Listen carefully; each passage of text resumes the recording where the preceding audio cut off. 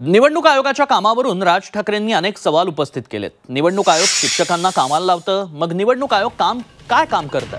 5 वर्ष निवडणूक आयोगाला काय काम असतं असा सवाल राज ठाकरेंनी उपस्थित केलाय। शारदाश्रम शाळेतील विद्यार्थ्यांच्या पालकांनी राज ठाकरेंची भेट घेऊन शिक्षकांना निवडणूक आयोगाच्या कामाला लावल्याची तक्रार केली आहे। मुंबईतून 4136 शिक्षकांना आयोगाच्या कामाला लावल्यानं मुलांना शिकवणार कोण असा प्रश्न उपस्थित केलाय।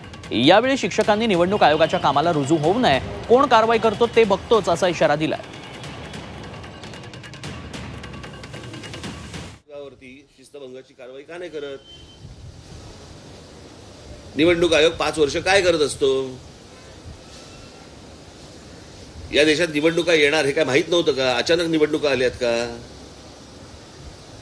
जर निवडणुका दर 5 वर्षानंतर येतात, लोकसभेच्या येतात, विधानसभेच्या येतात, तुमच्या महानगरपालिकेच्या येतात, तुमची यंत्रणा तयार नको का? निवडणूक आयोगाने, आयुक्तांनी, कोणी जे असतील त्यांनी त्याची निवडणुकीची तयारी करावी। लोक नवीन त्यांनी नियुक्त करावेत, त्यांना प्रशिक्षण द्यावं।